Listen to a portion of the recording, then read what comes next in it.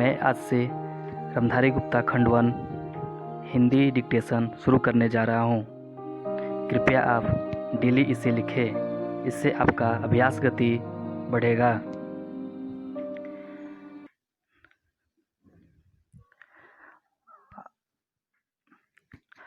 आपने अगर अभी तक मेरे चैनल को सब्सक्राइब नहीं किया है तो लाल बटन दबाकर हमारे चैनल को सब्सक्राइब करें तथा शेयर ज़रूर करें। अच्छा लगे तो लाइक करें। प्रतिलेखन संख्या 1 रामधारी गुप्ता खंड 1 शुरू करते हैं। सभापति महोदय, मैं रक्षा मंत्रालय की मांगों का समर्थन करने के लिए खड़ा हुआ हूँ। वर्तमान घटनाओं से पता चलता है कि संसार का हर देश अपनी सुरक्षा के बारे में चिंतित है और उसके लिए हर प्रयत्न कर रहा है। इस दृष्टि से अन्य देशों की तरह हमारे देश में भी रक्षा मंत्रालय का महत्व है। मुझे इस बात की खुशी हुई है कि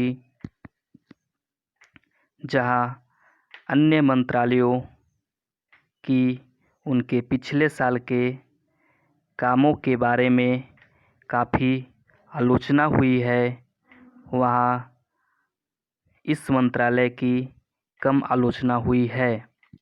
इससे पता चलता है कि इस मंत्रालय ने पिछले साल अच्छा काम किया है। मोटे तौर पर किसी भी देश की सुरक्षा नीति का लक्ष्य यह होता है कि दूसरे देशों, खास तौर से पड़ोसी देशों के साथ मित्रता के संबंध स्थापित हो और हम एक दूसरे के मामलों में हस्तक्षेप न करें।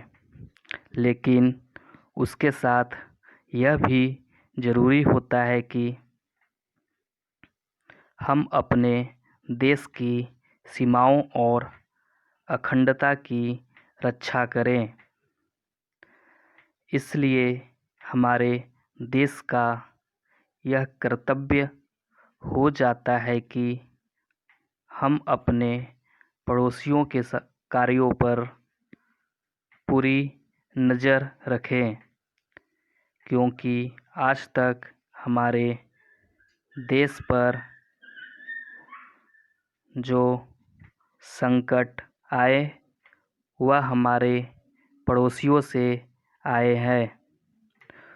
1965 में पाकिस्तान के साथ जो लड़ाई हुई और उसके बाद ताशकंद में जो समझौता हुआ वह सिर्फ कागज़ पर ही रहा। पाकिस्तान ने उस पर कोई हमला नहीं किया, कोई अमल नहीं किया। इस दृष्टि से बहुत ज़रूरी है कि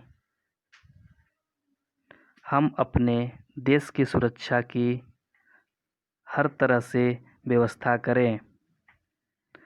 हमारा उद्देश्य दूसरों पर आक्रमण करना नहीं है, लेकिन यदि हम पर कोई आक्रमण करे तो हम में इतनी शक्ति अवश्य होनी चाहिए कि हम उसका डटकर सामना कर सकें।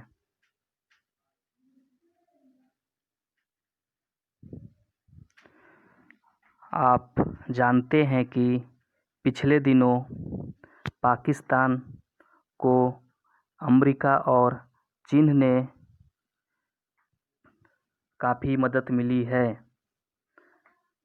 रक्षा मंत्रालय की रिपोर्ट में भी कहा गया है कि पिछले साल अमेरिका ने पाकिस्तान को 1500 करोड़